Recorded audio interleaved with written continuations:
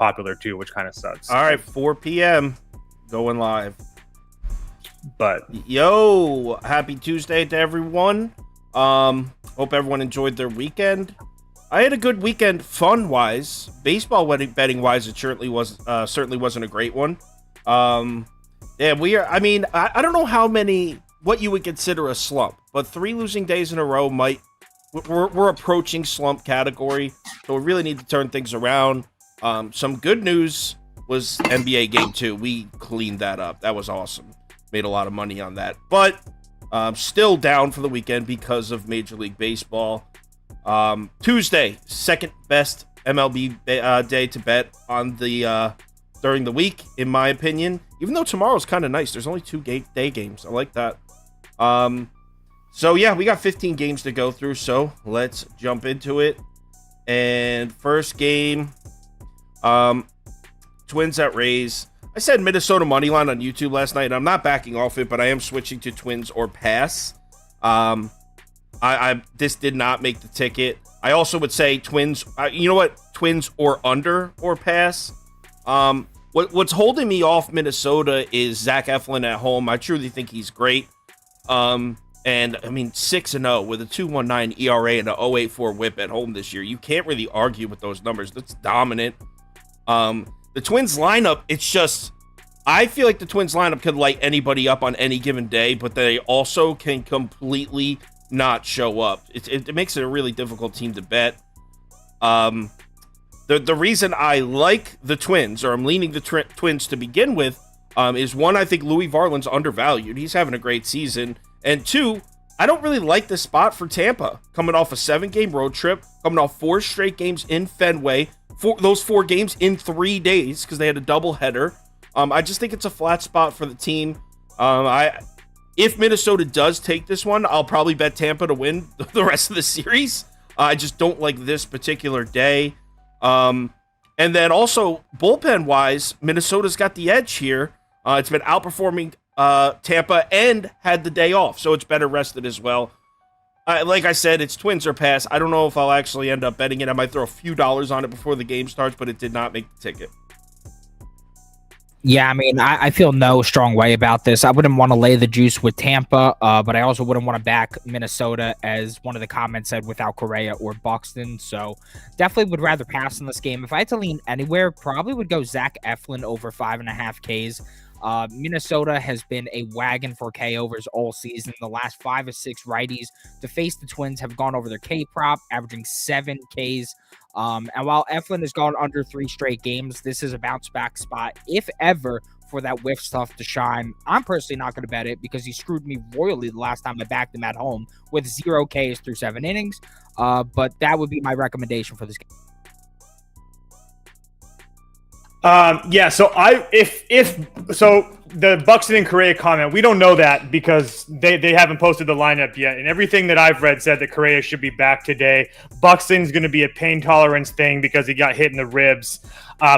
If 1 or 2 of them are in the lineup, I will be on the Twins. I'm waiting for it. I have the write-up written all ready to go. I will be betting the Twins. I understand that the Rays at home are just essentially unbeatable. There's no question about that. But at the price and in the spot with Tampa coming home from Boston with no rest, and then all that good, and Sauce pointed out all the other stuff I was about to say. So one other thing, that Rays bullpen is not very good. That hasn't been very good. They're also super taxed lately. A lot of those guys have worked multiple days in a row. Jason Adams, their closers, works 2 of the last 3. Pache's worked 2 of the last 3. So there's spots to not like the Rays here today. I don't know if Wander plays because he has I don't know, with his hamstring. I don't know. But there's a lot to look at on both sides as far as the lineup. So I don't think either team's going to be 100%. I'll take my chances on a big plus price, knowing that the world's going to be on the Rays. I would look at a possible live money line bet or a live run line if the Twins are down and the bullpen comes in for Tampa, because I firmly agree. I think that's where the Twins could win this game. If Eflin goes 7 innings, that's going to be a different story. But if he goes 6 innings, you get 3 innings of that bullpen, I think the Twins could get there and they could win this game, or at least cover a 1.5 run line. Yeah, and to Toast's point here, let me make the charts bigger. It's no secret. Everyone is betting Tampa. Super heavy public side. So yeah, it makes me like it a little more. But you know what? There's a couple heavy public sides that I'm on today. So we'll get there. Let's move on to the next one, which is Tigers at Phillies. Now, last night when I put up the YouTube video, we were under the impression Garrett Hill was going to be starting for Detroit. That's not the case. Tyler Alexander is going to get the start, and then Garrett Hill is, I'm assuming, going to come in probably the second or third inning. They're doing that bullpen starter, primary pitcher shit, which doesn't make sense to me, but I'm sure there's an analytical reason for it. So yeah, it changes up things a little bit, because if you remember in last night's video, I said Phillies first 5 minus a half run. Well, that changes things a little bit if Tyler Alexander's pitching the first 2 innings. That's almost 50% of the first 5 that we're betting on. That is significant. So I'm not betting this game, but I'll put this on the screen. I'll put Detroit plus 1.5 for pass, but this is a pass for me. Take Detroit plus 1.5. There's a couple teams that I'm always more inclined to take the 1.5 runs, and Detroit's one of them, and it might be a little bit just remembering what was happening last year. If you remember, Tigers were on a plus 1.5 cover streak. I think it was like 20 games last year where they were only like 11-9 in those 20 games, but all 9 losses were by 1 run. So they were covering the plus 1.5. This is a team that tends to lose by 1 a lot dating back to last season. So that's what I would bet. If I bet this game, it's at minus 120, minus 125, but it's a pass for me. This game is about as big as a pass as they come. I think that if I knew Garrett Hill was starting the full first 5, I would go with the Phillies' first 5 run line at minus 125, but I don't know that. Tyler Alexander's going to start and open the game. He could go 1 inning, he could go 2 innings, but he's a lefty. Phillies don't hit lefties great, and on top of that, that's going to leave Garrett Hill to see that order of the lineup for the first time. Obviously, his splits get worse through the second and third order. So don't really have much interest in betting this game whatsoever. If I had to take a stab, it'd be Walker to record a win, but even that I'm not really enthralled with. Really would just rather pass here. Think Phillies win, but not worth the price. Yeah, I'm same type of thought. I did like the Phillies in the first 5, so I did Phillies and Pirates first 5 money lines in a parlay at plus 115. We can talk about the Pirates later, but yeah, I just, this Phillies team at home is a team that I like to bet on, and this Tigers team is just an absolute shell of themselves without Riley Green and all these guys and other guys in the lineup. I just don't trust this Tigers offense right now. They got a couple of late runs late yesterday, but the Phillies 19 runs in the last 2 days. You keep on adding on. They've had 4 runs or more their last 4 games, so I don't really care who's pitching for Detroit. But I do think they put a couple across. So, and then with Mitch Keller on the other side with Pittsburgh, that's why I did that. Yeah. I mean, I hate when they change the starting pitcher. But all right, let's move on to the next one. And I did that same thing. I used Pirates money line in a parlay too, and this is the game I did it with. I took the Marlins money line and Pirates money line in a parlay. What was the odds on that? Plus 124. Plus 124. So Marlins money line, Pirates money line in the 2-leg parlay plus 124. Oh, I should write parlay in that so people aren't confused. Okay, parlay plus 124. All right, so Marlins. I am calling bluff on Zach Greinke's numbers so far in the last month this season. I mean, he's having a solid year, and more impressively, he's having a solid year on the road. His last 3 road starts, he's got a 2.30 ERA, 0.70 WHIP, 24.1 strikeout to walk rate, 24.1 strikeout to walk percentage. I'm sorry. Beaver writes percentage, and I always say rate, but it's the percentage differential, right? Yes. Okay. So he's pitching great on the road, and I'm talking 3 straight great starts on the road. But of course, we have to ask the question: against who? Against who? The Brewers, the White Sox, and the Cardinals? I call bullshit. I don't care. White Sox and Brewers are bottom 4 lineups against righties in the last month, and they have been for most of this season. White Sox pretty much the whole season against righties. Cardinals, 20th in WRC plus versus righties in the last 2 weeks. So yeah, congrats, Greinke. Congrats on your 3 great road starts. I call bullshit. And if you're going to say, well, Kyle, they're playing the Marlins, though. Hold up. The Marlins are hitting righties right now. Marlins are second in WRC plus versus right-handed pitching in the last 2 weeks. The Marlins lineup is hitting righties. Yes, they did just play Oakland, so take that with a little grain of salt, but they smacked Oakland around. The 3 righty starters they saw in that series, a combined 8 innings pitched, 14.60 ERA, 2.62 whip, and a 2.3 home runs per 9. Madison Bumgarner territory. I think we're seeing regression back to the old Greinke that we all know and love, where we can comfortably fade this man on the road and know our money's safe. I think the old Zach comes back.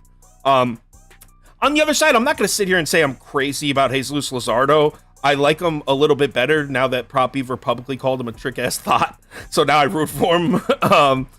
He is coming off a bad start at home against the Padres, a start where he probably should have pitched well. I know Beaver likes, actually, I'll let him tell you about the strikeouts. He likes Luzardo strikeouts, but Royals, actually, this is all Beaver strikeout notes, so I'll let him read that. So another bet, if you didn't want to do a parlay and just wanted to pick a side here, I would go Royals team total under, because that's really the angle that I like, why I think the Marlins will win, but I think the Marlins get to Greinke too, so I really like this here. Yeah, if I had to take a bet in this game, I would be on Luzardo over 6.5 Ks. It's juiced. It's minus 140 on BetMGM, but I think that's for good reason. Luzardo's now gone over the total in 4 straight games. And on top of that, 3 of those opponents are pretty good in terms of K percentage against lefties in the top 15 of the league. The Royals, on the other hand, over the last month are 3rd worst through the first 5 in terms of K percentage against left-handed pitching. And on top of that, there's a trend forming. Last 7 of the 8 lefties to face the Royals have gone over their K prop, averaging 6.1 Ks per game. I don't really want to lay that minus 140 because they're not stacking lefties like they have the last 2 games. They had 4 lefties in the lineup yesterday, 5 lefties in the lineup against Kyle Freeland. They only have 3 today, and Luzardo's K percentage is much better against lefties. But I will do an SGP of Luzardo 7+ Ks and the Miami money line, and that's coming out at plus 136. And pretty much every reason that Kyle said for liking Miami, I like Miami. I'm making it a plus money play, so if it loses, it's whatever. Not going to really sweat it. And yeah. So that was plus 176, you said, right? No, plus 136. Plus 136, okay. Yeah, I've been pretty much in the same boat as you guys. I'm just continue to pound the Miami first 5 run line. So I'm going to do it again here today. Miami first 5 minus a half a run at minus 110. Yeah, Luzardo's one of my guys. I bet against him his last start against San Diego. I bet on him his last start or his start on the road against the Angels. I just don't see him having 2 back-to-back bad starts in a row. It just doesn't really happen with this guy. The last time he had a bad start against the Giants, he came out against those Angels, went 5 and only gave up a run. 7 hits was concerning, but at the same time, if he's working with the Ks, it's really hard to hit this guy. And then Miami, the Royals 27th in WRC plus against lefties the last 30 days, so that's not really very good either, obviously. I can't really add on anything to more that you guys said, so I'm all over the fish, though. Yes, the curse of going third. All the stats are taken by the time it gets to you. All right, next game. A's at Pirates. You know what? Actually, let's switch it up. Toast, why don't you go first? Because I have to take a piss real quick. You're good. I don't really have much on this game. It's Mitch Keller against an A's team that's just absolutely horrible. I didn't really want to pay any of the prices, so I had them paired. I paired Pittsburgh and Arizona in the first 5 on the money line at plus 140, and then as you heard earlier, I paired them with Philly as well. I just look at them, use them as a parlay piece for me. I'm sure Beaver has some really good numbers on his boy Mitch Keller, so I'll let him talk about him. Yeah, I mean, I don't have anything too crazy. It's just called Bet Mitch Keller over Case. Like, this is just getting ridiculous at this point. Every week, the books price this guy like he's a Mitch Keller of, like, 2021. He's not. It's ridiculous. It makes me overthink every week, and the guy cashes every week. This will be one of the most public plays on the board today, and normally that's a huge stay away from me. I truly could not care less today. I like Mitch Keller over 7.5 Ks plus 125. The guy's now hit this in 7 straight starts. He did it against Arizona. He did it against Colorado. He did it against Tampa. He did against the Dodgers. Those are all 4 top 12 teams in K percentage against righties. The A's are 29th this season. They're 29th over the last 30 days and 27th over the last 2 weeks. I mean, we've recently seen Sandy, who isn't even striking guys out, hit 7. We saw Cabrera with 10. Hunter Brown with 10 and 9, Luis Castillo with 8, Belak with 9, Merrill Kelly with 9, Eovaldi with 12. That all happened in the last 20 days for Oakland. So we've seen 8 guys with 8+ Ks against Oakland all in the last 20 days. And in my personal opinion, Keller has better K stuff than all of them. Oakland's likely to start 5 or 6 lefties today. Keller's rocking a 36.1 K percentage against lefties at home. The majority of this lineup hasn't seen Keller. Should only work in his favor. My boys at ballparkpal.com have his projected for 7.7 Ks. And there's a lot of value on this lineup, plus 125. I just don't get it. If I fall into a trap today, whatever. But I mean, the guy has been paying people out who stayed loyal for about like 8 weeks now. So yeah. Toast, what did look at for get me the bets like on the screen real quick? What did you have, Toast? same bet as just do I did Pittsburgh first 5, Phillies first 5 in a parlay at plus 115, both money lines. Okay. And just to Beaver's point about Mitch Keller, too, the one thing that I just like to add on is if you look at the teams that he's facing, too, the Dodgers, I mean, even though it was at home, the Dodgers are one of the best teams in the league. At Tampa Bay, very good. At Baltimore, against Arizona, on the road in Seattle for a team like Pittsburgh going across the country, that's not an easy start. It doesn't matter the situation. He just continues to get Ks. The dude defies all odds. He defies all the models. He's a legend. I love Mitch Keller. Did any of you guys cover Oakland's numbers on the road and Oakland's numbers? You could go right ahead. Oh my God. Go ahead. That was because obviously I agree with, I walked up right as Prop Beaver was saying how public Pittsburgh was. I'll bring the charts up here. He's not lying. Everyone's betting Pittsburgh. But the reason, and obviously I love Mitch Keller, right? I'm a big fan of his. But the reason I just cannot back Oakland is the A's numbers in this spot. So first of all, they're 30th, dead last against right-handed pitching over the last 30 days. And that's an average OPS and WRC plus. Dead last in all 3. That's against right-handed pitching. Then if you switch it to bats on the road, they're 29th in average, 30th in OPS, 30th in WRC plus. So this is the worst lineup in baseball against righties right now. Well, probably on the season too. And the worst lineup in baseball on the road right now. If someone was like, yo, Kyle, draw me up the most perfect scenario for a team to get shut out in baseball right now, I'd be like, all right, well, the Oakland A's on the road against a dominant righty starter. Isn't that not what we got? Is that not what we have right here? Now, I know someone posted in the comments that the Pirates as home favorites are 3-7 to the run line. Yeah, this is just perfect. This is different. This is the Pirates at home against Oakland, who's putting up record horrible numbers right here. So, I'll just leave this on the screen, Marlins and Pirates money line, because that's what I'm actually betting. But if you're asking me for a bet just on this game, I would go with just the square shit. Pirates -1.5, Mitch Keller to record a win, somewhere in there. Pirates first 5 run line, I probably juiced to the tits. I would go somewhere in there. If you want to place a bet just on this game, I'm betting this parlay pretty heavy, as square as it is. Prop Beaver was actually making fun of me about this parlay about an hour before the stream, saying it was super square. And it is a little bit, but I think it hits. I'm just not a big fan of parlaying the big faves. I like that. Yeah, I played Mitch Keller to record a win too. I don't even know how I totally forgot to talk about that. I don't know why. But yeah, I played that too.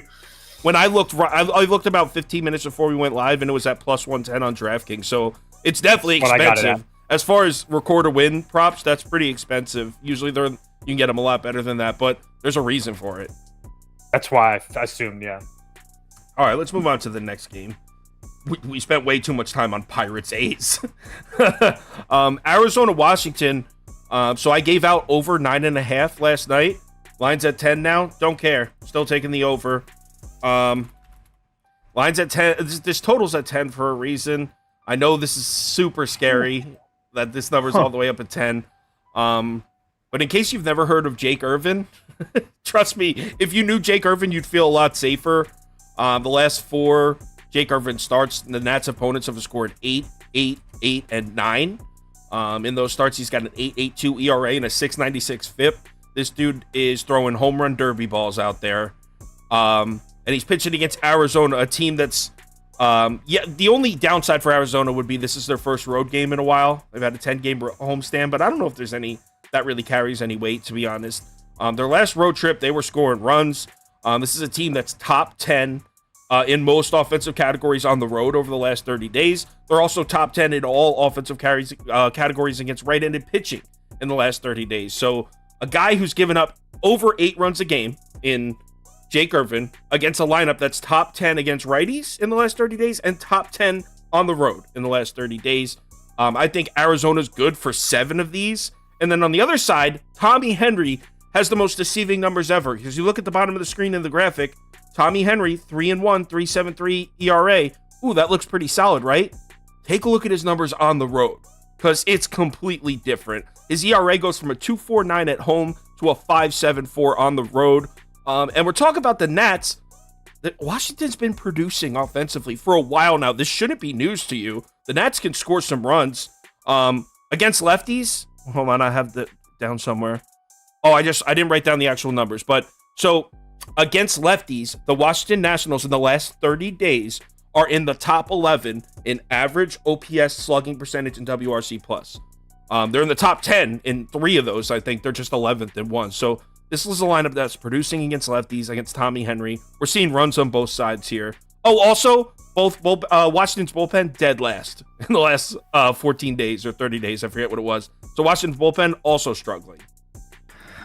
Yeah, to answer your question, Snowman, take D-backs or Angels over. I would go with the D-backs one because public and money's on the under here and the total's risen, whereas the Angels total over is the single most public total I've seen probably this week, and the line hasn't really budged. So in my personal opinion, gonna stay off that. With my play for this game, I'm fading Mr. Tommy Henry. I'm going under 3.5 Ks at plus 106.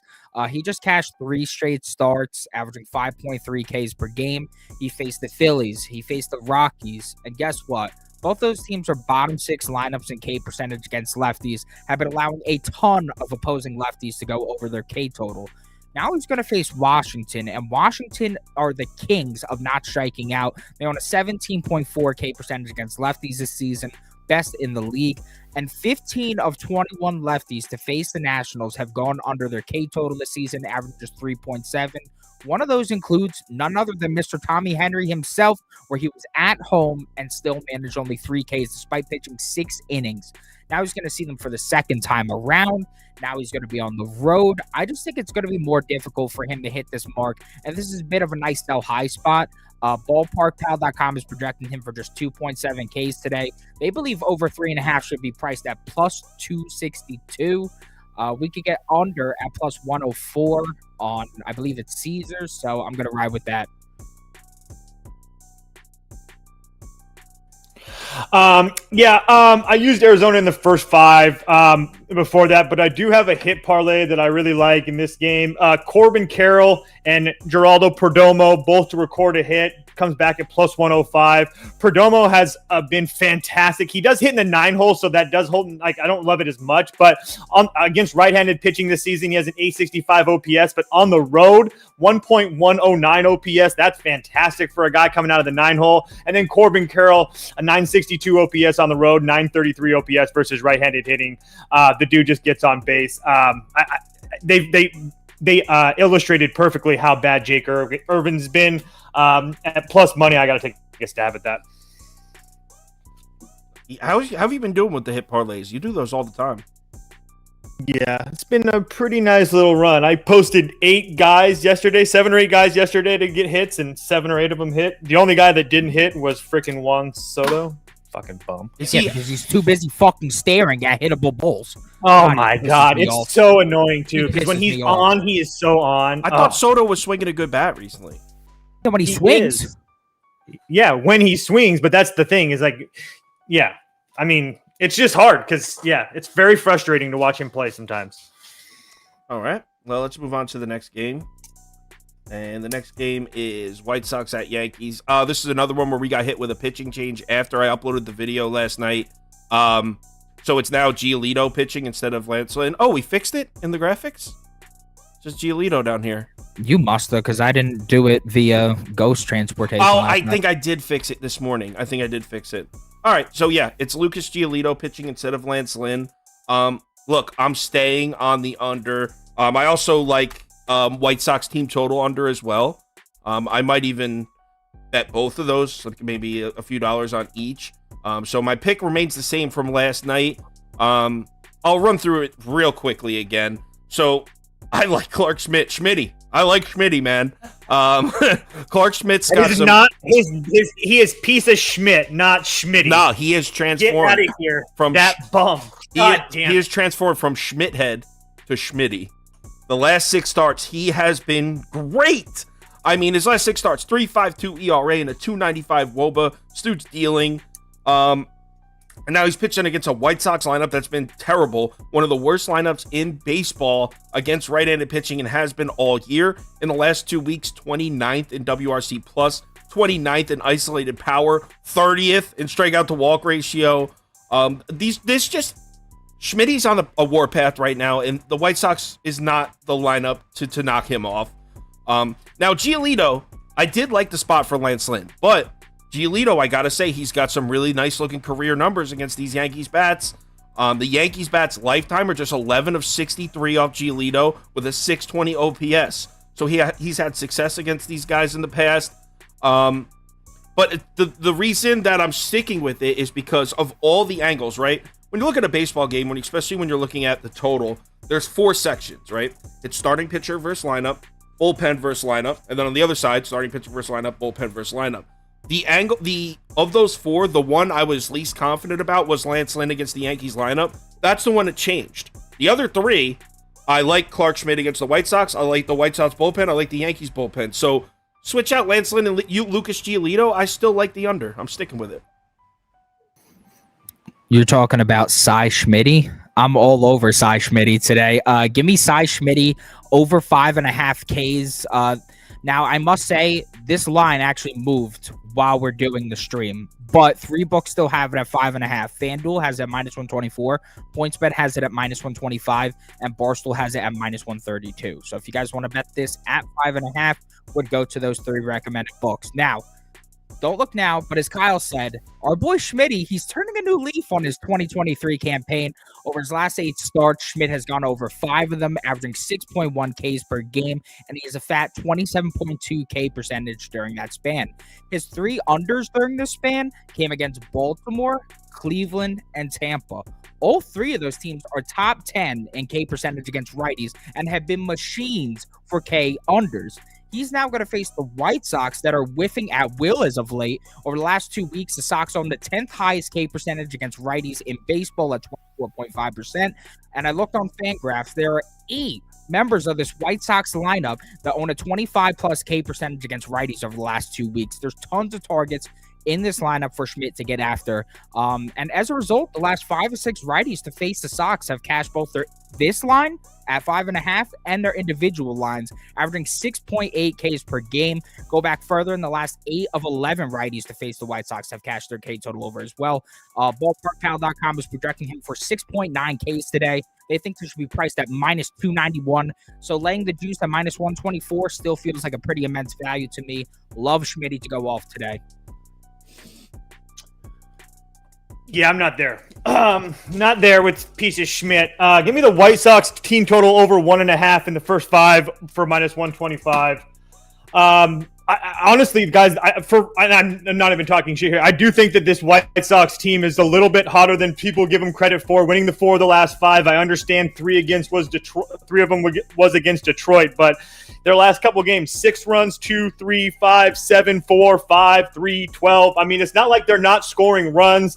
And then just the Yankees team as a whole in a dog shit spot. You're going from Seattle to LA, now back to New York.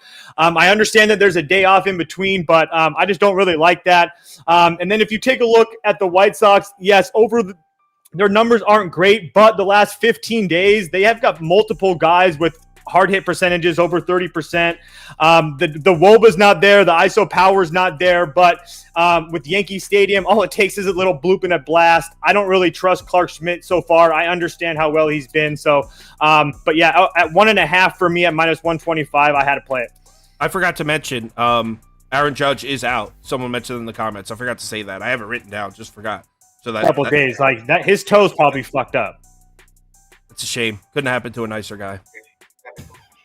So it looks like a lot of people on the opposite side here. Steven Harrison on the over. Oh, never mind. Looks like people are posting picks for other games. Clark Schmidt over 6.5 Ks on DraftKings plus 185. You gave out 5.5 though. Yeah, but I mean, dude, if you want to put a half unit on 6.5 at plus 185, I think there's a lot of value at plus 185. I think that should be more near plus 120. Crazy Clouds. White Sox bullpen is like top 6 in every single category in the last 14 days. He said White Sox. I like the under here. I like your angle on the under here. I was so close to playing White Sox money line. I was this close. If I had to pick a side, I would take White Sox money line. But see, this line open at Yankees minus 180. It's not there anymore. If you want to take the White Sox now, you're looking at like plus 120. It's not the juiciest payout for at Yankee Stadium. So anyway, let's move on to the next one. Dinger Tuesday, people. Gavin Sheets is a little sneaky. I didn't play him, but Schmitty has really bad numbers against that side of the plate, and Gavin Sheets is one of the only guys for Chicago that can hit the ball like that. All right, Houston at Toronto. I'm on the Blue Jays here. It sucks because it's just so everyone's on the Blue Jays, but I am definitely on the Blue Jays. Hunter Brown's a fraud. Hunter Brown is an absolute fraud. So that's like my main angle because I don't fully believe in the Toronto bats. That's not what I'm betting on. This is not a bet on the Toronto lineup. This is a bet against Hunter Brown and a bet for Kevin Gausman because Gausman's really been a beast. So Hunter Brown. Okay, so the main you probably saw this on YouTube last night, but I'll run through it real quick. Hunter Brown made 6 starts in May, right? 2 of those starts were against the Oakland Athletics. If you remove the 2 Oakland Athletics starts, Hunter Brown's other 4 starts were awful. I mean, we're talking about an ERA over 6. I don't have the numbers written down here, and they weren't even against elite teams. The Twins, the White Sox, the Angels, and the Giants. They're against decent lineups. Yeah, he pitched a good game and a decent game against Oakland. Who hasn't, man? And then Kevin Gausman, his last 5 starts, 2-0 with a 1.36 ERA and a 1.03 WHIP. Tough to argue with those numbers. I know the Astros lineup against righties is definitely scary, but Gausman has pitched against so many tough lineups over the course of his career, and he's pitching some of the best baseball we've seen him pitch in recent history. This reminds me of that hot run he was on with the Giants. Was that 2 years ago, Toast, when we were riding Gausman with the Giants? I think it was 2 years ago. And then if we want to take a look at the second half of the game, bullpen, Toronto's 3rd in WOBA allowed over the last 14 days. Houston all the way back at 26th. So then, on top of everything we just discussed, when we get to the second half of the game, Toronto's bullpen has a huge edge recently. So yeah, Toronto money line minus 135 sucks for sure. But I'm down. You know what? Let me put it on the screen so people can know it's juiced. Toronto money line minus 135. That's what I'm on. Go ahead, Prop Beaver. Yeah, I mean, normally betting Kevin Gausman at home as a favorite is like literally my worst nightmare. But I think I'll make an exception in this spot because he's not a big favorite. The Jays got their actual dicks kicked in yesterday. And Kevin Gausman facing this team for the second time after getting sparked in Houston. He's got redemption on his mind. He's got this start circled. He's going to go off, I feel. Yeah, I think the bad juju's out of the Blue Jays lineup. They shipped that piece of shit Alek Manoah to the Florida League. I knew it was coming. Yep, had to mention it. They shipped that piece of shit off, and guess what? Vibes are high in the Jays clubhouse. Vibes are high. There's no negative spirit lurking over the clubhouse anymore, so give me the Jays. Copy and paste everything Beaver said for me. All right, so Toast, you're right with us on Toronto? No, yeah, seriously, I was on Toronto. I don't think Hunter Brown's a fraud, but I do think that Kevin Gausman in a revenge spot it should be a bet on for me. No doubt. Yo, you know what I've noticed recently on YouTube in the comments is Toronto Blue Jays have some seriously passionate fans. If I fade the Blue Jays, like, this guy's a Toronto hater, and like a bunch of them, if I bet on the Blue Jays, like, Kyle's really seeing things clearly today. It's like they have some passionate fans, those Blue Jays. You must have a larger Canadian base than He's seeing things clearly today. That shit made me laugh. Like, their opinion on my picks are solely based on whether or not I'm betting the Blue Jays. That's it. All right, next game. Dodgers at Reds. I mean, Beaver's gonna try to tell you that this is a scary spot. He's full of shit. He doesn't know what he's saying. Dodgers -1.5, minus 110. I mean, Tony Gonsolin, in his last 5 starts, opponents are batting 125 against him. Where's the hang up here? He's absolutely insane right now. The hang up is his expected FIPS over 5 and his BABIP's at 155. That's like literally, like, you cannot get any luckier than that. Like I've never seen numbers like that. Okay, so Reds money line then. I played the over, but yeah, I mean, runs are going to be scored today. What? The Reds bats are slumping, bro. The Reds magic is over. The vibes are high in the Reds clubhouse with De La Cruz in the mix now, okay? The vibes are high. That's what we're going to start saying about every team. The vibes are high. De La Cruz joined the clubhouse. They know that Manoah is Fraley batting leadoff? Are you kidding Vibes me? are high. Well, I mean, Fraley batting leadoff is going to be a fucking nightmare, let me tell you. And not for the opposing pitcher, for himself, but he can't make a big hit to save his fucking life. Yeah, I'm going to pass here. I feel like the Reds have a chance of winning this shit, but I'm not going to bet it because I don't feel very passionate about that at all. I know the expected numbers for Gonsolin scream regression, but I mean, the actual numbers are just practical joke good. And I really don't trust the Reds bats over the last few days. They let us down quite a bit against some competition that I thought was pretty joke worthy. They just struggled against really, really badly.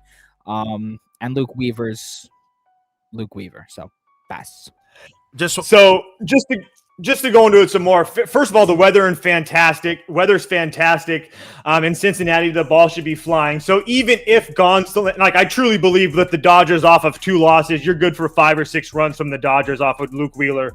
And then for Gonsolin, yes, his ERA and all that stuff is good. But from what I'm reading here, Gonsolin ranks in the bottom half of exit velocity, expected slugging, expected batting average, K percentage, walk percentage. It's all bad. So I do expect Cincinnati to score a couple runs here as well. So at 10.5, yeah, I have a full unit on it. I think we see some runs here today. Just want everyone to know that when the Dodgers win 8-2 and Toast misses his over by the hook, that I will be here to tell you I told you so. Oh, yeah. Jake Fraley, Jonathan India hit parlay plus 105. Biatch. Fraley in India. India's good pick. Yeah. Jonathan India's my man. Love that guy. Wish he was a Met. Next game, Boston at Cleveland. I passed last night. I'm switching the pass to a Clevelander pass, but it's still a pass. It's kind of like I just can't unsee what the Guardians bats did against lefties earlier in the year. If they were just average against left-handed pitching, I would take them here because I truly think the Red Sox bats have gone south for the winter. But James Paxton's pitching well. He's a lefty against a Guardians lineup that, for like 80% of the season, had been the worst lineup in baseball against lefties. Well, between them and Milwaukee, but they were in the basement of baseball against lefties. Now they're showing a little bit of signs of life, but they're not enough to make me bet them here. So Cleveland or pass. Yeah, I like this one quite a bit. Give me James Paxton under 5.5 Ks at minus 106. Paxton's a beast, and I respect his K stuff. It looked phenomenal in that start against Cincy. But the guy's facing Cleveland, and I mean, nobody strikes out Cleveland. The last 15 to 17 starters that have faced Cleveland have gone under their K total, averaging 3.6. They've held the last 5 or 6 lefties they faced under their K total, averaging 2.5.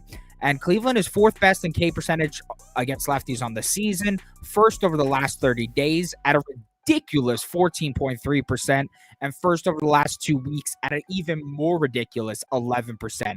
I mean, this team does not strike out, and they haven't especially striked out against lefties. Paxton's main 3 pitches are his four-seamer, his curveball, and his cutter. Against those 3 pitches over the last 30 days, the Cleveland bats sit first in K percentage against those 3 pitches with a 10.5 K percentage. Add in the fact that Paxton has gone under both road starts with 5 in each, seeing a 17% decrease from K percentage at home. And the fact that those road starts were against LA and San Diego, teams outside the top 14 in K percentage, nevertheless, number 1, like my friends in Cleveland are. And I like the under here. Ballparkpal.com is projecting them for 4.5 Ks today. They think the over should be priced at 263, so at a near even vig for the under. I'm taking Paxton's under. I love you, Paxton. I'll back you next start. Not today, though. Someone made a joke about my south for the winter comment. That's a thing. It's like ducks or something, like geese or something. They fly south in the winter. Come on, man. That's a phrase. And someone just said Boston's chasing that wild card spot. Like, dude, it's June. Like, everyone's chasing a wild card spot right now. Who's not chasing a wild card spot right now? Is a better question. Toast, what are you betting this one? Oh, yeah. 2 bets for me. Boston team total over 3.5, -125, over 7.5 as well. I do not trust Shane Bieber to save my life. So just a little comparison for his career. When he won the Cy Young a few years back, his K to walk ratio was 34%. Last year, it was at 20%. It's at 10% this year. I just think that he's overperforming right now. And then you get a Boston Red Sox team that's top 8 against right-handed pitching, that doesn't really strike out a lot, that just kind of got embarrassed at home. I just think that Boston comes out here and scores some runs on the board. I don't know if I trust Paxton either. We'll get good for Cleveland to score a couple runs as well. All right, I could get with the Bieber sucks thing. All over that. All over the fact that Bieber sucks. But I mean, I don't know. I feel like the Boston Bats are bottom 10 lineup against righties over the last 2 weeks. And dude, the last 12 or 15 righties to face the Red Sox have gone over their K total. So I feel like they are whiff heavy a lot more as of late. Shane Bieber isn't the one to do it. Jesus Christ. His pitchers are moving at slow motion. But yeah, I mean, I don't know. I get your point. I definitely like the team total over 3.5. I think Bieber stinks. Yeah, I mean, you know what perfectly sums up Shane Bieber? He gave up 7 runs in his last start and still got a win. Dude is the luckiest son of a bitch to ever take the pitching mound. Like, he truly is. No, he truly is. That man is. We had Cleveland in that game, too. He gave up 7 runs. Not only did the Guardians win, that motherfucker recorded a win with 7 runs. That was so ridiculous. That was Josh Naylor had like 8 RBIs that game. And I called it, too. They were down. I think they were down like 6-4, and I said to Proppy when we were here working, I was like, dude, it would be so Shane Bieber for him still to stay in, finish this inning, and record a win. And it happened. All right, next game. Next game is Mets at Braves. I mean, I'm just playing the trend here. My what was that? -1. What was the 112? 112. All right, so Atlanta first 5 run line. I don't love it, but you can't argue with these numbers, man. Let me find them. So on the season, the Braves to the first 5 run line, 37-22, over a 15% return on investment. Mets, the exact opposite, 27-32 on the first 5 run line with under a negative 15% return on investment. So one of the most profitable teams in the first 5, actually, I think the most. Against one of the least profitable teams in the first 5. That's to start out. After that, you got to look at Cookie Carrasco's last 2 starts in Atlanta. Dude got absolutely murdered. I mean, an ERA over 10, 0-2. He has not fared well. Not only on the road, because he was struggling on the road last year a little bit, too. And he had a great year last year. Still struggled on the road a little bit. But specifically on the road in Atlanta, not his favorite place to pitch. And I mean, it looks like the Braves bats are starting to wake up from hibernation. Who the hell did they just play? They just rocked Gallen for, I think it was like 12 base runners or 10 base runners through 6 innings and 4+ runs. So it looks like those bats are back. Yeah. And that was Gallen at home, too. So that's impressive. Yeah. On the road in Arizona, pick up those 2 big wins to finish out that road trip was huge for the Braves. I don't know if I'm ready to sit here and be like, the Braves bats are back. But they certainly have a pulse. And the Mets bats, what the hell, dude? if you rewind a week ago, we're sitting here like, the Mets are back. The Mets are trending upwards. What are that? I mean, they're averaging like 2 runs a game in their last 6 games. They just got swept by Toronto, and they pitched fine. Bullpen played fine. They played good defense. They just couldn't score. They scored 5 runs total in the entire series. Yeah, so Atlanta first 5 minus a half run. Also, shit, I should have been more prepared.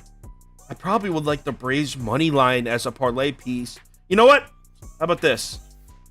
Braves money line. I'm building this right now. Braves money line and Giants money line parlay plus 172. Ooh, that's a little more risky than I thought. I like the Giants too. I didn't put it on the ticket, but we'll get there.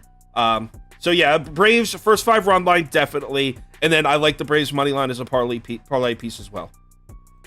Yeah, so I pulled a rarity the other day. I want that Diamondbacks first 5 run line against the best run line team in the world. That's the Atlanta Braves. That they cash. I was very hyped about that. But now I'm back to back in my boys Atlanta through the first 5.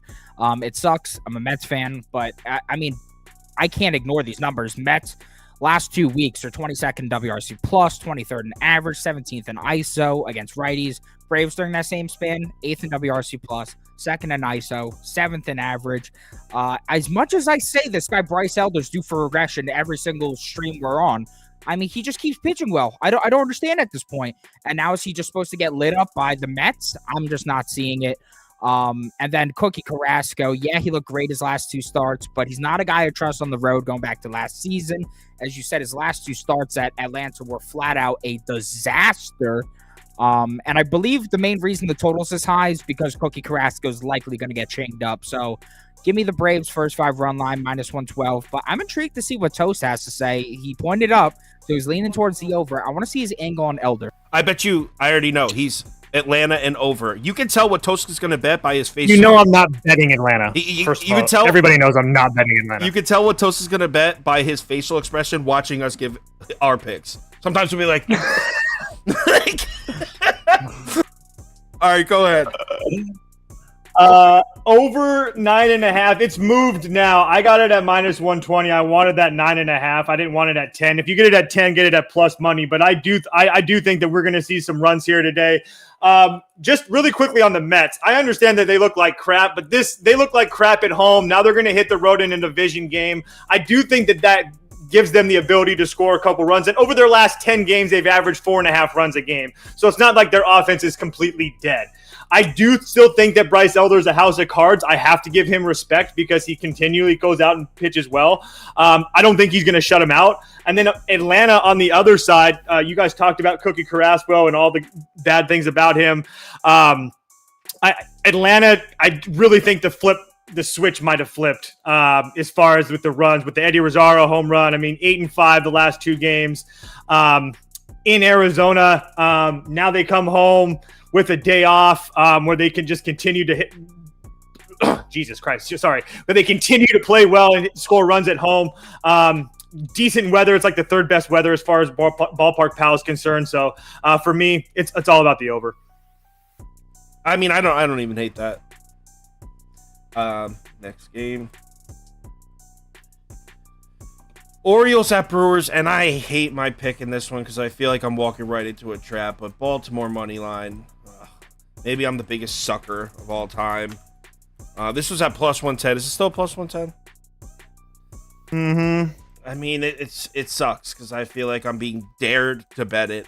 But very simply put, so both these starting pitchers kind of wild cards here because we've seen the craziest variants from these 2 guys. Kyle Gibson, his last 2 road starts at New York, at Toronto, 14 inning pitched, 1 run. Absolute monster in those 2 starts. The two road starts before that, 9 earned runs and just 11 innings pitched. So really tough to get a feel for what Kyle Gibson's going to show up.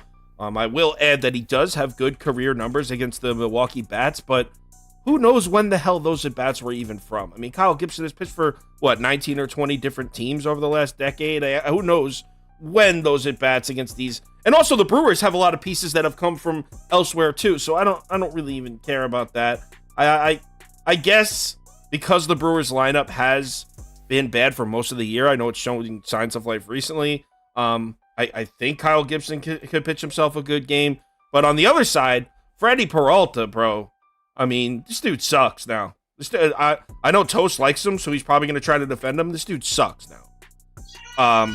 Freddie Peralta's last 4 starts, a 7.32 ERA and a 1.83 WHIP. A 7.56 FIP. I mean, this dude is seriously struggling. And Baltimore has been crushing.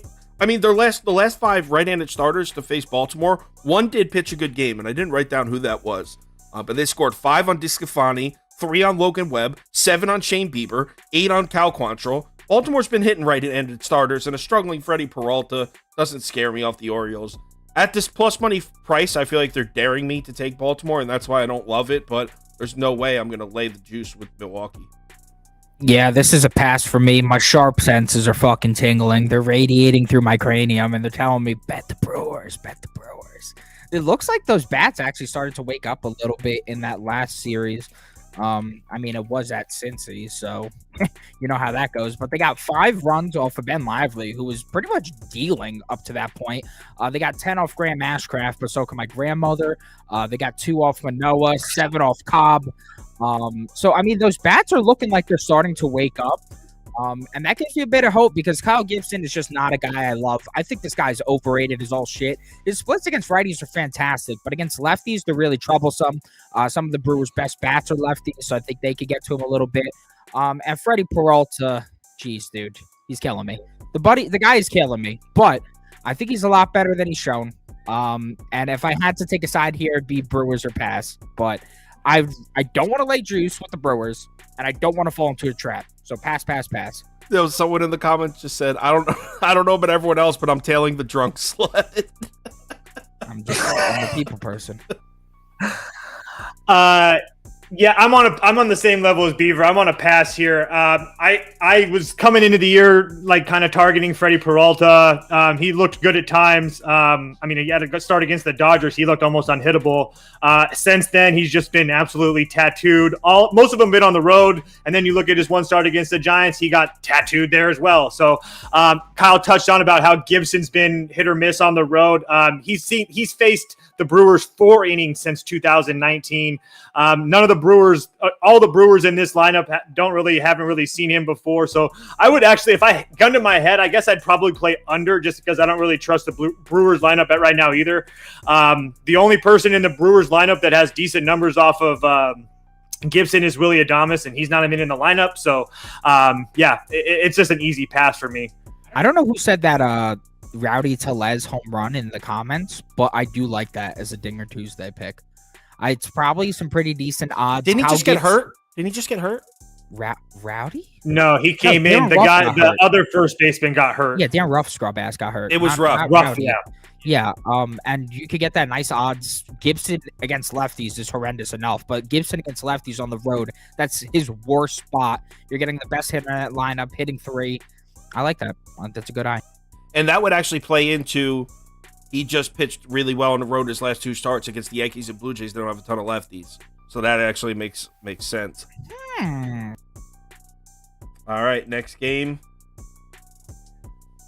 Cardinals at Rangers. Don't ask why the colors are backwards on the pie charts. Oh, wait, no, never mind. No, they're not. So another pick that I hate that I'm on because it's so square, but there's no way I can bet the Cards, man. Let's say Texas first 5 minus a half run. Texas money line with the juice too, minus 140. It's so square. This is so square. So if you're the type of person that likes to keep your wagers sharp, I'd stay off this one. I mean, this one handicaps itself. I think I said that exact sentence on YouTube last night. Liberator on the road. Holy shit, man. He's got a 7.90 ERA and a 4.25 WOBA. 1.90 WHIP. I mean, dude, he has been terrible on the road. And we're talking about on the road in Texas. In the last 30 days, the Rangers are first in basically every offensive category against left-handed pitching. WRC plus. The Rangers are batting .333 as a team against left-handed pitching in the last 30 days. 45% hard hit rate against lefties in the last 30 days. 45%. That's crazy. The last 14, so like sample size here, the last 14 left-handed starters to face the Texas Rangers combined for a 7.97 ERA and a 2.02 WHIP. They're tattooing left-handed pitchers right now. I don't see anything that shows me Liberatore is going to pitch good in this game. And then Dane Dunning having the season of his career. I know he's coming off a bad start, but it was his first bad start of the season. Cardinals bats certainly don't scare me. This line, I think this line should be Texas minus 185. Honestly, that's why it seems so suspect to me, because it feels way too easy.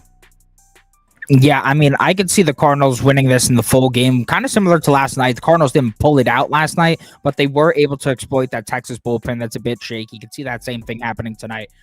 But no way I'm betting it like that. Give me the Texas first 5 run line at negative 0.5. I don't know why I just said it like that. Give me the fucking Texas first 5 run line. That was so weird. And give me the Rangers first 5 team total over 2.5 at minus 130. Laying juice on that team total might seem a bit uneasy. It definitely will make people feel like that. But Liberatore on the road as a starter in the majors has been a goddamn nightmare. Through 6 road starts in the majors, he's allowed 5 of his 6 opponents over the mark, averaging 3.8 runs per game. His 7.9 ERA, 4.25 WOBA, 1.9 WHIP, and 5.52 FIP are straight up horrendous in these spots. Now you got to face Texas. I mean, 3rd in WRC plus over the last 30 days. As Kyle just said, he read off those last 14 left-handed pitchers against Texas starts. 12 of those guys went over this total. And on top of that, the last 5 lefties to visit Texas on a combined 9.13 ERA, 2.4 home runs allowed per 9, and we're 5-0 to the total. Rangers were averaging 5.6 runs per game in those spots. I watched the Joey Wentz start the last time they went under against the lefties. I mean, the guy could not have been more lucky. The amount of hard contact allowed was insane. And ballparkpal.com has been projected for 3 through the first 5. I'm very confident the Rangers get there. In terms of laying the half run through the first 5, the Cardinals bats are like disgustingly bad. Just look at the ranks against righties over the last 2 weeks. Look at the ranks against righties over the last 7 days.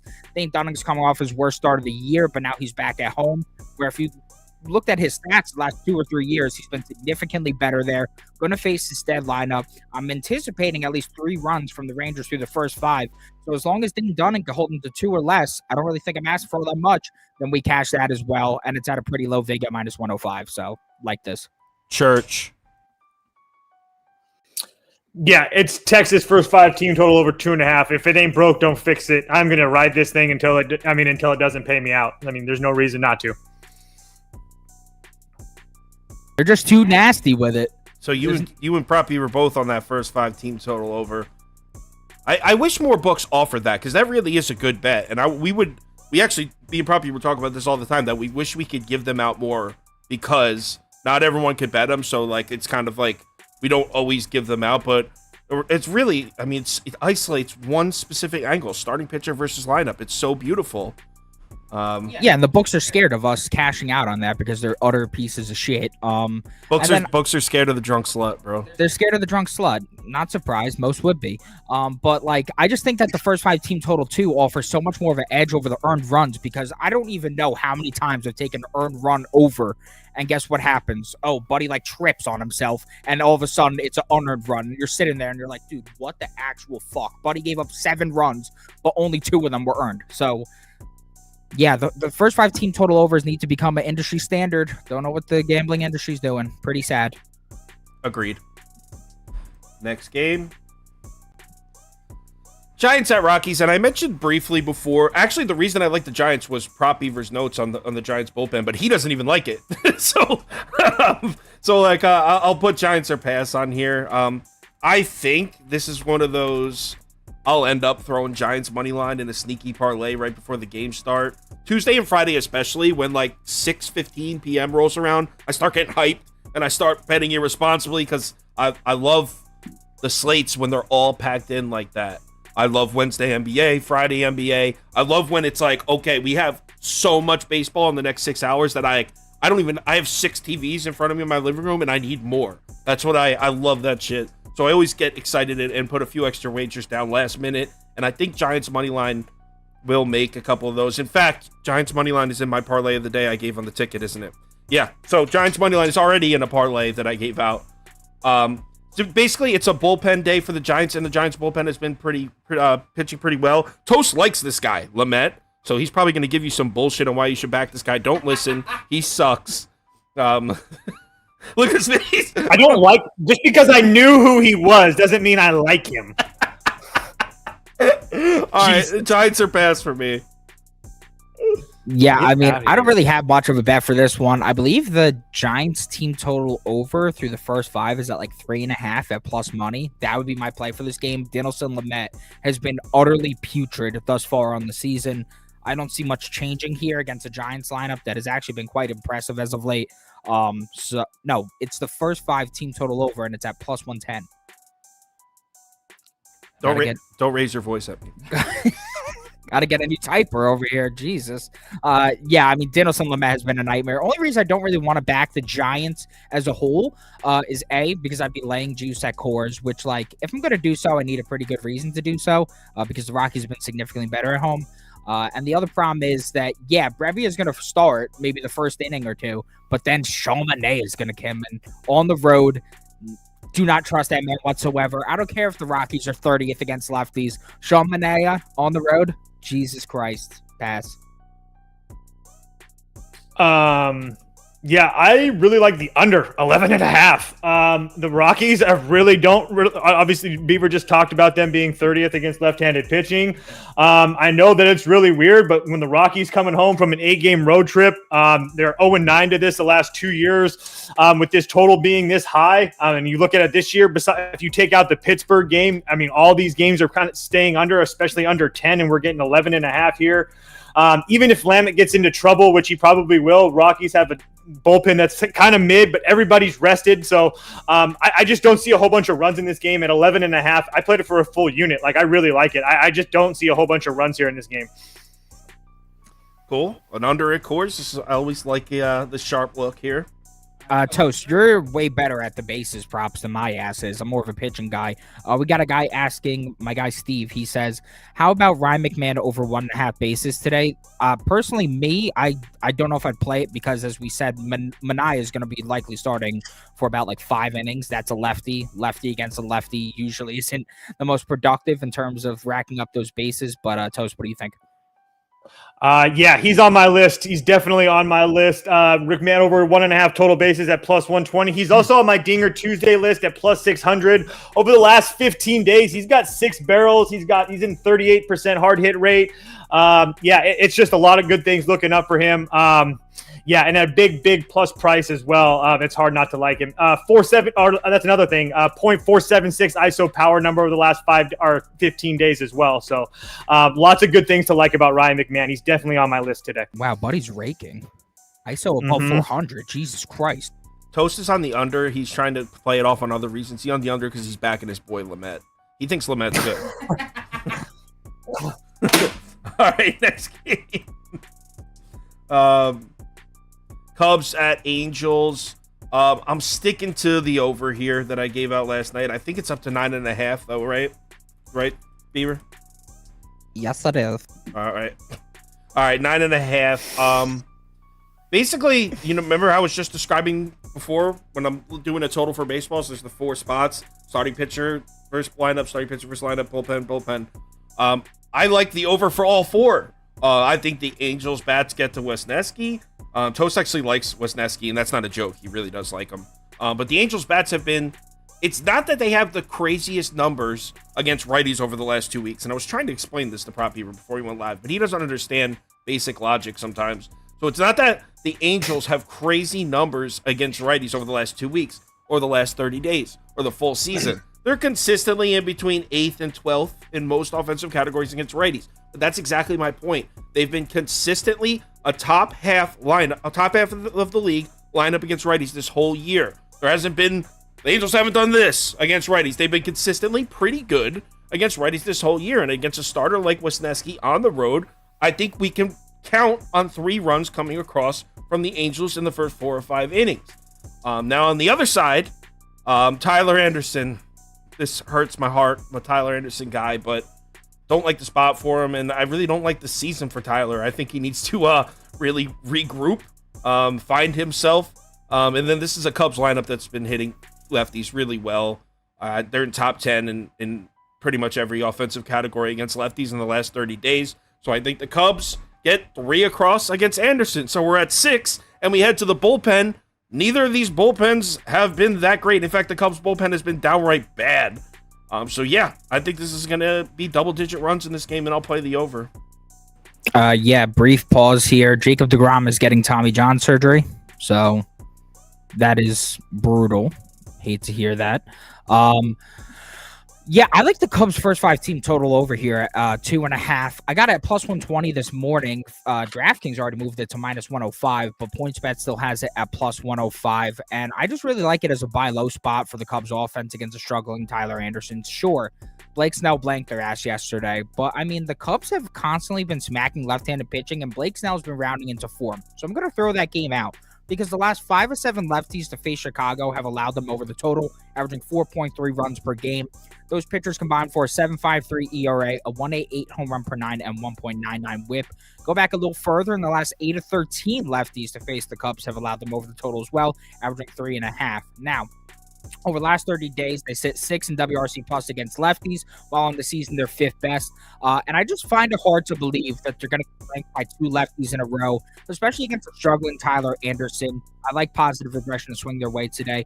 Anderson has allowed 7 of 9 opponents he's faced over the total, averaging 3.4 runs, and he's allowed 3 or 4 opponents at home over the total, averaging 3. Only team that went under was a Boston Red Sox lineup that was as dead as dirt at the time. So I'm going to throw that one out as well. Anderson's main 3 pitches are his 4-seamer, his changeup, and his cutter. The Cubs against his pitch mix over the last 30 days sits 5th in ISO, 4th in WOBA, and 3rd in run value. BallparkPal.com is projecting them for 3.3 runs through the first 5, which they don't do often. And I just think that at the plus money value, it's way too good to pass up here.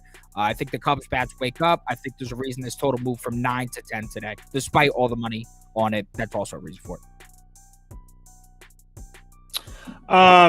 Yeah, I like the Angels. I haven't bet it yet. But yeah, I don't know. Chicago seems a little public for me. Angels or pass? I'll put Angels or pass. Yeah, it's Angels or pass. I just don't trust this Cubs team right now. I understand with Tyler Anderson, but he has looked pretty decent at home against Boston and Texas. So his last couple starts. So and then Wisniewski on the other side. I mean, I understand he just got hit up by Minnesota, but then his last 3 starts before that, Miami, Washington, and the Padres, only all 6 innings, 1 run ball. Gave up 3 to the Dodgers, 1 to Oakland. I mean, it's not all horrible there. So, but yeah, it's Angels or pass for me. I forgot to include the first 5 money line. I like that as well for the Cubs. I think their bullpens could screw it up, but I think through the first 5, Wisniewski does the job. What I was trying to tell Wisniewski's not good first 5 numbers. Process is the fact that France went 7 innings against the Angels, 1 run. Javier went 6 innings, 1 run. Blanco, in his MLB debut, went 5 or 1 innings, 2 runs. Okay, 1 series. No, but then the series before that, they were also struggling to score runs. You were pointing at 1 series in the White Sox series and being like, "Oh, look, they lit up these pitchers." I'm looking at their numbers as a whole. Lighting up Giolito, Lynn, and that fucking scrub Kopech. Those pitchers suck. Obviously, they lit up. I hope they would. So we're talking about Wisniewski here. I'm talking about God Wisniewski. Yeah. Yeah. Okay. So all right, cool. You like Wisniewski? Got it. Noted. Wisniewski slander needs to slow down. Incoming deal job coming for Mr. Hayden Wisniewski. Let's not forget that his 3 starts heading into Minnesota were fantastic. 17 innings of 3-run baseball. So what happened in Minnesota? Eat it. Go ahead and eat it. Oh, he must have pitched well in Minnesota then. Got it. Let's move on to the next game. Mariners at Padres. I got 2 bets. Same 2 bets I was on last night. Actually, we switched them up. So I like Padres money line still, definitely. It's at minus 130. And instead of the first 5 under, I've actually switched it up to the Seattle team total under 3.5 because the Toast Mariners are trash. Oh, no, Toast's a Padres fan. Dude, I'm a Padres fan, and you're betting the Padres the wrong way, but go ahead. Oh, yeah, he's going to tell you to bet the minus 1.5 because 18 in a row. 18 Padres. I'll be 19. So Toast is going to tell you to bet the minus 1.5 because the Padres keep covering by 2 runs. But this strategy will eventually bite him in the ass. No, it won't, because I've had so many plus money plays before that to cover it. We'll see.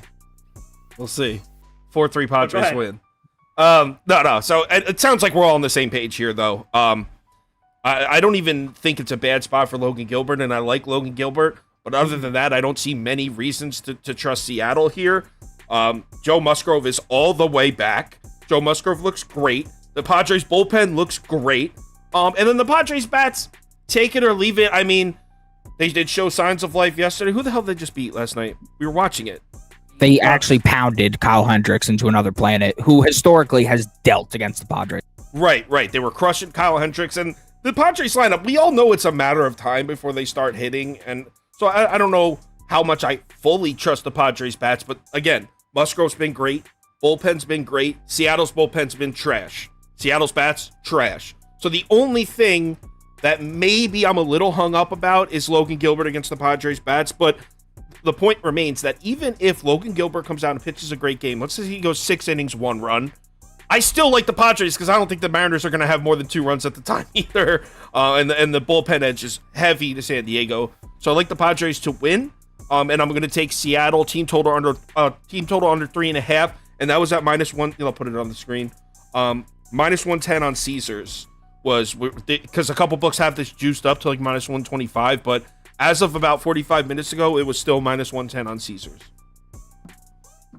Yeah, I'm on the same boat as Kyle for both of those bets. Logan Gilbert, he's definitely getting a bit unlucky to start the season. Those expected numbers are much better than his ERA and his FIP, but he just continues to give up runs, kind of like Bryce Elder, but in reverse. He hasn't had a clean start in God knows how long, giving up pretty much 2 runs every time he's out there.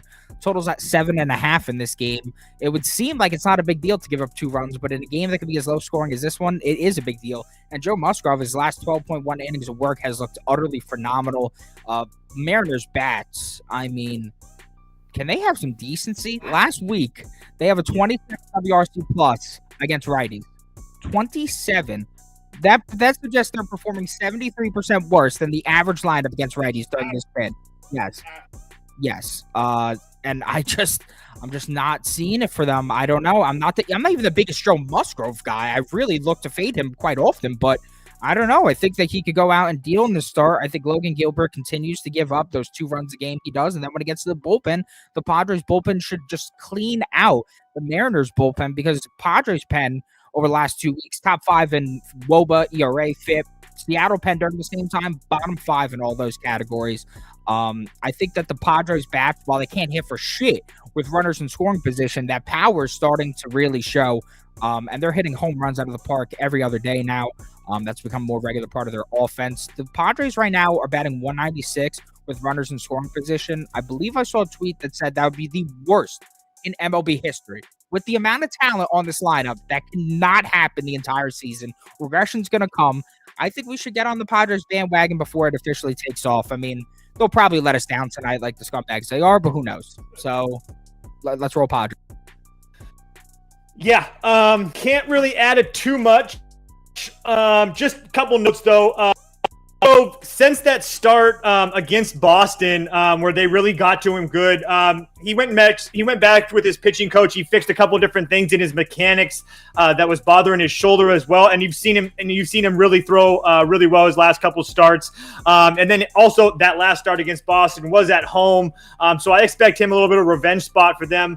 On top of that, Padres pitching as a whole, these numbers might have changed because this was 2 days ago, but it still paints the picture. Padres pitching as a whole since May 1st, ERA number 1 in the major league, opponent average, opponent OPS, homers allowed, and WHIP all first. Oh, sorry, WHIP they're in second. So the pitching staff as a whole for the Padres has been fantastic. And then if you remember last year, the Mariners came into San Diego and kind of put a whooping on them, 3 games to 1. I think the Padres kind of remember that as well. Yeah, I'm all over the Padres tonight. So Padres money line at -130, Padres -1.5 at +155. 18 straight Padres victories by 2 runs or more. You're crazy not to play it. They're just like the Dodgers at this point. They sure don't act like the Dodgers. They do when they win. They do when they win. All right, so that's all 15 games. Let's do. All right, does anyone have a hit parlay or anything before we do the community? Yeah, I got a couple. All right. Acuna, Olsen, Albies, all to record a hit, +145. And then Ahmed Rosario, Jaron Duran, +105 as well, both to record a hit. That's in the Red Sox game. All right, so here's the one from the Braves game. I put it up. I'm not going to try to type every single one, but there's one right there. No, I get it. Trust me. What the hell is the spelling on those? What do you mean? Just Albies? I got the other two, right? So Olson is Olson, and then Albies is No, I know I messed. Albies. Albies was literally a typo. Olson, I didn't know was Owen though. Have some respect for the players and their proper titles. Thank you. All right. Anyway, let me mute Pop Beaver and let's do the community parlay. He said, "Let me mute Prop Beaver." All right, everyone knows the drill. Put your favorite parlay leg in the comments, and we'll all lose a bet together. Man, if you're a Rangers fan, you've got to be just hurting. Nah, one of my closest friends is a Rangers fan, and he was like, I forgot he's on the team. I'm so pumped about the way we're playing. I'm not going to let it get to me. I was like, you know what? That's pretty positive. Especially with Dane Stunning stepping up. My boy's out here to replace DeGrom. He's saying DeGrom who? It's just it would be nice as like if I was a Rangers fan, like I'd be like, man, like even like he said, like he's been out. So it'd be nice to be like, yeah, and we're gonna get DeGrom. We don't need him in the regular season to get healthy. It'd be nice to know he was coming back to get a start or two in the playoffs. That's all. First leg for the community parlay, Oakland, Pittsburgh under 8.5. I actually like that. Yankees. All right, so I only do. All right, we got Braves, Yankees. A bunch of people said Yankees, so let's just say Yankees, Braves. What else? And I saw a couple Rays. So Pittsburgh, Oakland under 8.5. Yankees, Braves, Rays. Where are we at? Plus 746. Perfect. Pittsburgh, Oakland under 8.5. Yankees money line, Braves money line, Rays money line plus 746. There's the community parlay. You know what? We're due for one. Let's snag this one, even though I'm on the other side of a couple of those. Whatever. All right. Thanks for watching. There was like 550 people in here watching. I think that was the most we've ever had. Well, actually, not counting NFL Sunday mornings. Those get like thousands of people in there. The NFL Sunday lives, but this is the most we ever had in a baseball. So thanks so much for watching. 500 guys. people saw me gag on myself. That's awesome. Yeah. 500 people saw you make the. Oh, what was that pick I hated of yours? Damn it, I forget what it was. Oh, the 500 people saw you not take the Dodgers minus 1.5 when it was a layup. Yeah. What can I say? Those expected numbers for Tony just got to me. Yeah, don't read too much into those. They're a bunch of new age hooey. I remember when Toast used to just blindly back Gonsolin, the rent payer. What happened? He is the rent payer, and it's just trust me, I'll probably be kicking myself. You've turned your back on him. All right. So anyway, everyone have a great night. Oh, so tomorrow, usually we do 11 a.m. on Wednesdays, but actually there's only 2 day games. So we're just going to go 4 p.m. So see everyone tomorrow, 4 p.m. Oh, one last thing. So I posted the ticket. It's on KyleKirms.com. There's only 2 top bets tonight, but we did a full unit on both. So if you want the top bets and the parlay of the day that I posted, I put a 4-leg parlay on the website. That's on KyleKirms.com. Toast stuff is on his Twitter, which is right under his name on the screen. ToastSams13. Everyone, let's have a good night. Let's break the slump. 3 days in a row losing. I don't like it. Talk to you guys soon. See you tomorrow. Best of luck, Chiefs.